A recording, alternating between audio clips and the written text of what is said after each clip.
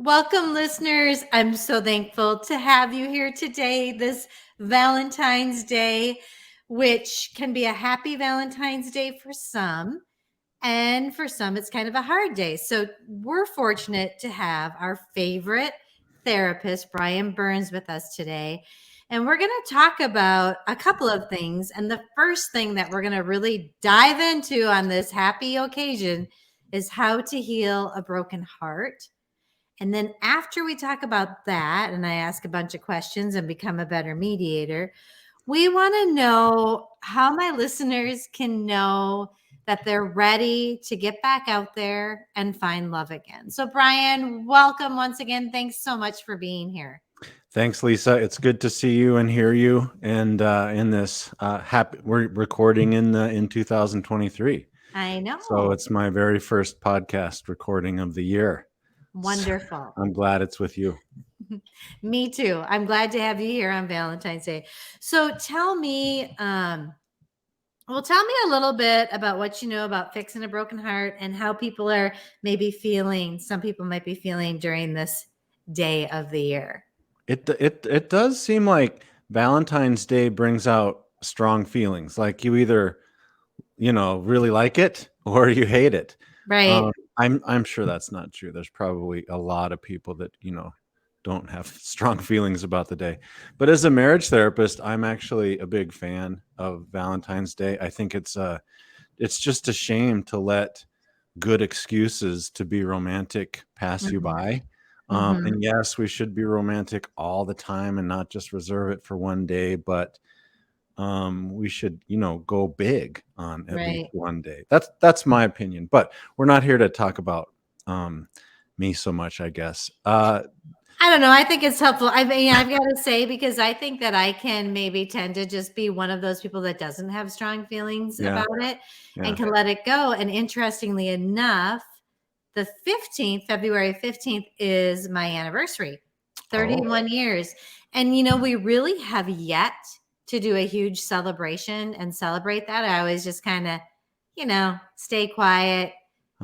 Yeah, maybe go to dinner, but so maybe it will be important. So I'll report back on what we do. That might be a little exciting. Yeah, I mean, I've got some good tips if you want to connect afterwards about fun anniversary or Valentine's ideas. Well, maybe we can even include that after we talk about mending a broken heart. Sure. Yeah. Sure. Yeah. But we're talking about how to get through Valentine's Day if you just got, a breakup or you're single or you're, maybe new dating, something like that. And boy, I think maybe the reason that Valentine's Day is hard for many people, because it highlights your loneliness. We have celebrations to honor love and romance and commitment and all that. We don't have, celebrations to honor being single and being lonely. And I'm not saying we should necessarily, but I think that it highlights the loneliness that many people feel.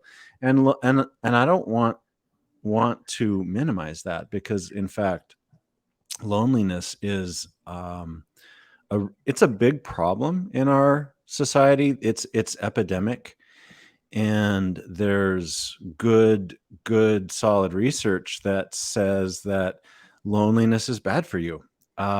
So the more high quality, meaningful, connected relationships you have, the healthier that is, the more likely you are to be happy. The fewer relationships that you have, including romantic and friendship relationships.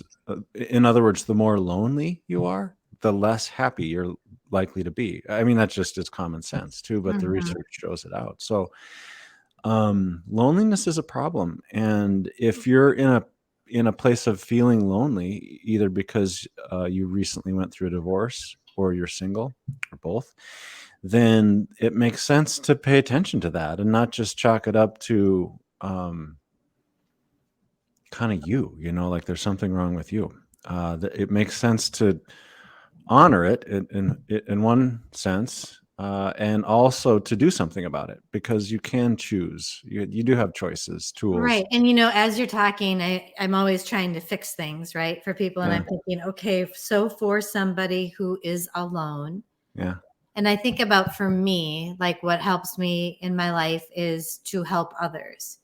So my first thought when you talked about being lonely was, okay, maybe if it's going to be a hard day, go out and do some Yeah. volunteer work, help somebody Yeah. else to get over that, to get that connection. But Mhm. I'm just throwing that in off the top of my head. I was thinking along the same lines. If you're lonely, then either treat it like just another day, and don't give Yeah. a crap, or own it. Like, take control of it and make that day meaningful in your way. I love your idea to volunteer. I hadn't thought of that. Um, I was thinking along the lines of throw a party and only invite single people. Uh, Right. Go to the spa or get a beauty treatment that you wouldn't normally get. Treat yourself. So kind of that self-love. Yeah, So yeah. maybe, and then Good, that good popped into my word. head too, to love yourself on Valentine's Day and to take this opportunity to grow that love of yourself and to do self-care. I Yeah. really, really love that Mhm. idea. Yeah, yeah. Just take control. Take charge. Don't let your loneliness be in control. You're in control. Or, like I said, just don't care. Like, that's okay too. It's Right. all right to just treat it like one more day. Though, when you're talking about how loneliness is a problem, it kind of struck me as it's not just this Valentine's Day. Right. It's a big So I feel like, yeah, you could take it as it's just another day, but maybe just those other days should Mhm. have moments of caring for yourself. And it doesn't mean you can always spend the money to do something nice, but take a nap, watch Yeah. a stupid show, do something nice for yourself, love yourself, Mhm. and then grow that with the people in your life, or grow the people in your life. And sometimes I know that I would have a hard time if I were single right now, because I tend to be a little bit introverted. Mhm. I work here with my clients, but kind of by myself. I go to the gym, I go to this yoga studio, but I am not real interactive. So it Mm. would take me to and I'm starting to do that just because of what you're saying about how all relationships are important, Mhm. to step outside my box and start chatting with people. I used to stay away from a busy yoga class, and now I go and I see people I know and I chat with them. And Good. even though I might have a little bit of a glitch of this is uncomfortable, I'm starting to realize that doing uncomfortable things actually brings Yeah. me happiness. Yes. So I Yes. get to connect, Amen. Yeah. and even like smiling at the checkout gal at Fleet Farm or wherever you are. Oh, And you mean you don't already? no, but I mean, that's how you can kind of Yeah. connect with Yeah. people when you're lonely. Right. Right. That goes a long way. Yeah. If we're talking about loneliness in general, I would say, um, put yourself out there just a little bit. Yeah. And you don't have to make new friends. Y- Reach out to one or two, one person every day, Right. and share something with them about you. Ask something about them. Be honest, be yourself. I mean, that level of that's intimacy. Yep. Honesty is intimacy, Hmm. and that is the cure for loneliness. That goes a long way, and it builds on itself, and you get more confident, less lonely. So one thing each day Right. is a big And deal. so for those people who are like listening and are extremely devastated at the Yeah. moment, like they didn't want this divorce, it's Yeah. happening, or this breakup. So Back on track. Yes. what can they do, because they're going to feel all these feelings, Yeah. Yeah. right? So what advice do you have for someone who's really in the thick of it? Yeah. I mean, you're talking about heartbreak. When your heart is on in a million pieces on the floor, and I think that is a real challenge.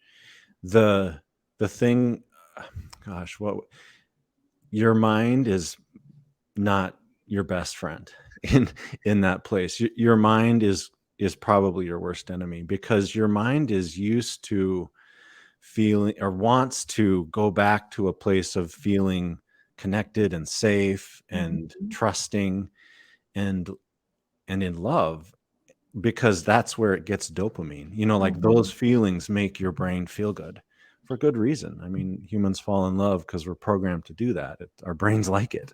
Right. So if you let your mind just do what it does, it will lead you back to that place again and again and again. It's like an addiction. I think that's actually biologically true. So you That mean almost like your mind is addicted to it's that negative. it's looking for the drug. It's looking for the good feeling, the dopamine hit. And so your mind will perseverate on the past and think about the things that you lost, the good times, the Okay. positive qualities of your former partner. Um, Logically, then your mind will blame you, like it must have been Mhm. me. What did I do wrong? And none of that is very helpful, or probably very true even. And so it's your brain needs to go through withdrawal. It needs to rid itself from that drug that felt so Mhm. good and used to be important, but is no longer needed. And in fact, it's really, really unhealthy for you. So it's important to take control of your thoughts, and don't feed the addiction anymore. Try to put a boundary around thinking about the past and thinking about your former spouse in positive ways. This is counterintuitive because we tell people to, highlight the positive I of their, know. It um, is, Brian. It is a very different yeah, mindset for me to think of. yeah. Well, it's because we're talking about how to get over heartbreak, Yep. how to move on. And so on the outside, yes, you'll need to be nice and, kind of put on the fake smile, for the kids, assuming there's kids involved. Right. But on the inside, the inner work is where you get, it's you accept reality, let go of the past and what isn't real anymore, Mhm. and focus instead on what is. And here's more counterintuitive um, suggestions. Um, I didn't come up with this on my own. I heard this on a TED talk that I thought Okay. was brilliant. Make a list of an exhaustive list of all of the negative things about your partner, the bad things that they did, the negative characteristics, the ways they made you feel badly about yourself, the ways they're wrong for you. Um, and put that list on your phone. And whenever you need to be reminded, because your brain keeps going back into the past in a way that's painful, look at that list, bring it out, and be reminded of what's real and what is. And so, obviously, you don't want to have to look at that list for the rest of your life. That would be miserable.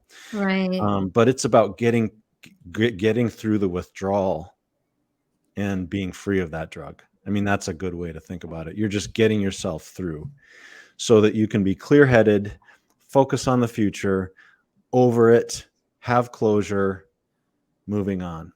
You Um, know, and I don't know if this is going to make sense, but I'm just thinking about in my head how you talked about grief in our last conversation and mhm, about getting stuck in grief.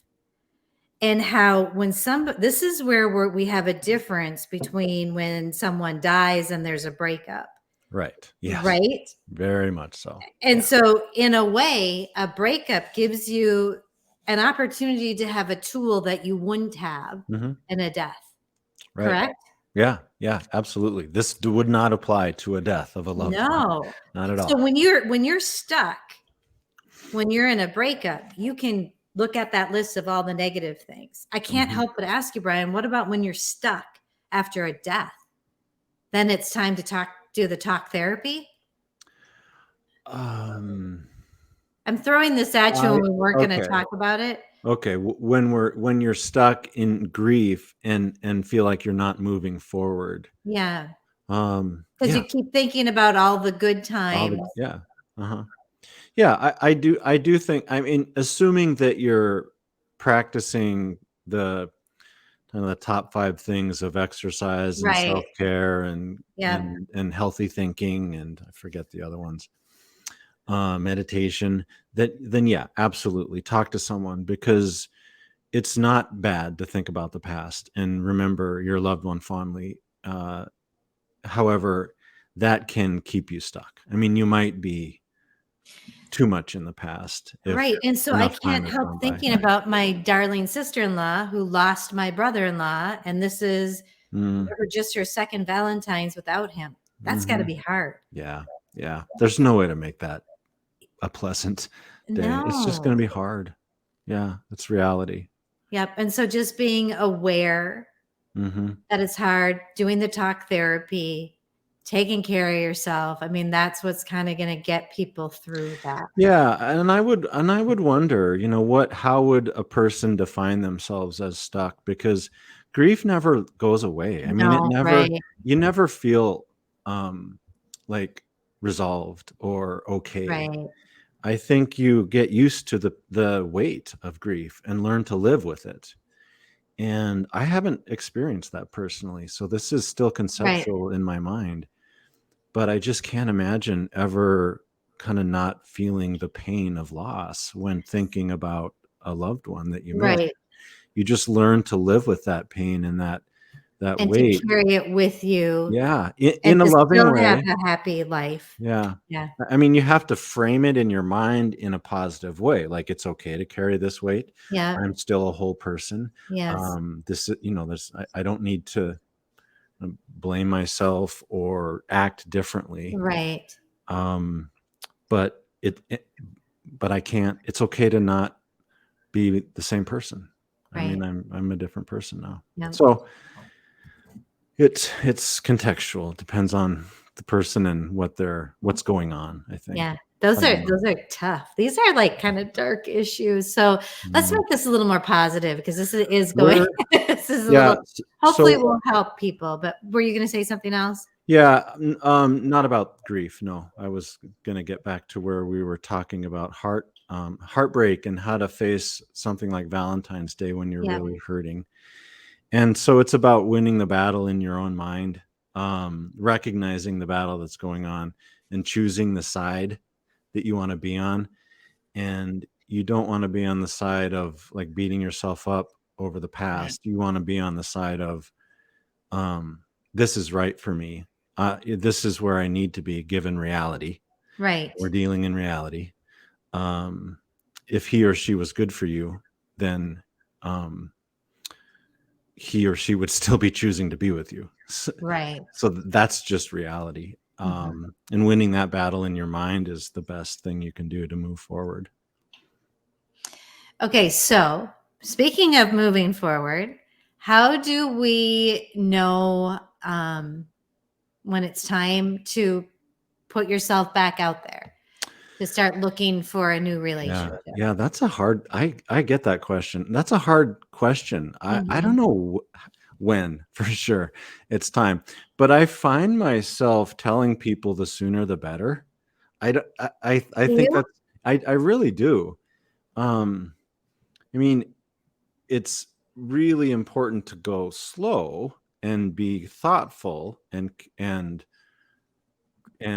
serious minded about it, but I don't think waiting a long time is helpful. I think some even having new positive experiences in dating are part of moving on, part of getting past a breakup.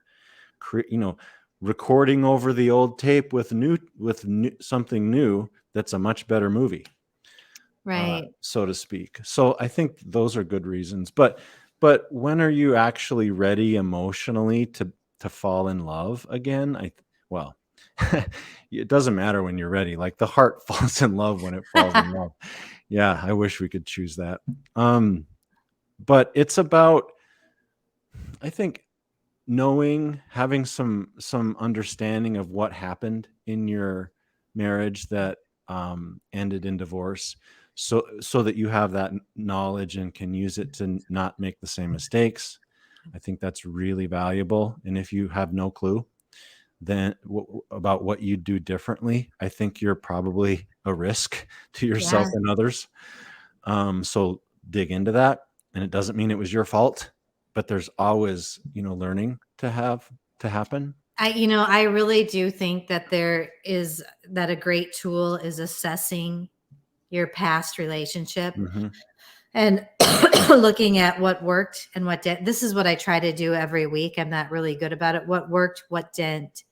What am I going to do differently? Yeah. And because that's the only way, mistakes don't have to be a bad thing. No. Mistakes are Yeah. a good way to learn. Hmm. So I think, Hmm. we can kind of look at that here, Yeah. that you could start healing by doing that. Absolutely. No, that gives you a sense of power and control when you have confidence in yourself. And that's another way to know you're ready is that you're confident in yourself. You know how you want to be as a human Yep. in a dating relationship. You know what you have confidence in yourself that you can say yes when it's right to say yes, and you can say no when it's right to say no. And that is not a black and white thing. That is Right. hard for many people on both sides to say yes if you've been hurt and through trauma. And it can be hard to say no for the same reasons. Sure. But both sides are just crucial to being healthy in a relationship, to know your boundaries, know what you want, know what feels good, know what doesn't feel good, and act on it. Okay. So what I'm kind of hearing you say is the sooner the better, with a little, but do the hard work of being confident in what your needs are, Hmm. what you're looking for. Yeah. Take a little bit of time to do that. And then Yeah. of course have the courage, because when we have the courage to do things that are a little bit scary, it is life changing and just builds our Hmm. confidence. It doesn't mean your next date is your forever relationship, right? But No, yeah, right. It does not. In fact, I'm not a big fan of the like soulmate, there's one right person thinking, even though it feels good, when you find Mhm. it. Um, Yeah, I want my husband to think I'm his soulmate. right. It's a romantic thought, but people thought they were with their soulmate and then now they're not. Right, So that sort of exactly. falls apart. Mhm. But if you've been married and not in the dating scene for decades or Right, since you were 20 or whatever, like me, I would have no idea. Look at it as practice. You have to get back right, into the practice of meeting people, getting to know him or her, or they, asking questions, being open. Like these are skills that if you haven't done it, how would you be good at it? How would mhm, you feel any sense of comfort? And for that reason, I like dating apps. Um, I don't have an opinion on dating apps in terms of finding like the right person. mhm, But I have strong feelings that dating apps are maybe the best way to practice right, because you immediately get filters where you're kind of expressing what you like and you don't like. You get to practice greetings, you get to practice asking questions, answering questions, you get to practice moving the boundaries, becoming more open or shutting them down. mhm, um like that's all, that stuff is good. That's not wasted time. People that right. say, I met I went on 2 dates in the last month and neither of them worked out, what a waste of time. That's the opposite. Like that was really good for you to do that, and you're going to be better at dating in the future because you did that. Right, and how would you know what you don't want if you Right. didn't experience it? Right. So, Yeah. and what I'm hearing you say about a dating app is getting you to do some of that work where you're really are thinking Yeah. through, you know, what do I want in someone, and setting it up so that you can get that person, Yeah. or keep working towards it. Like if someone told me in the past 2 months, I went on 10 dates and they were all duds. I feel hopeless. I would feel better about that person in their future than the person that said, I got on Match. The first person I was matched with is awesome. I can't believe it was so easy. I'm like, Although that might work too. you are in trouble. I mean, how would I know? I don't have crystal ball, but that would be my internal reaction to hearing that, I think, just because, man, like you have to go through a lot of practice before things really start to click for most activities, most skills, most new endeavors. Everything, we just keep getting better and better at as we go, and as you keep being courageous. Okay, so Brian, I can't believe this time is going so fast, and you know the drill. We always have the saddle up segment at the end where I ask you, and I can even help you on this because I have some ideas too, but what is like one key takeaway to help someone this Valentine's Day, to help our listeners, if they're dealing with a broken heart, or to know, when to get back out there and start dating?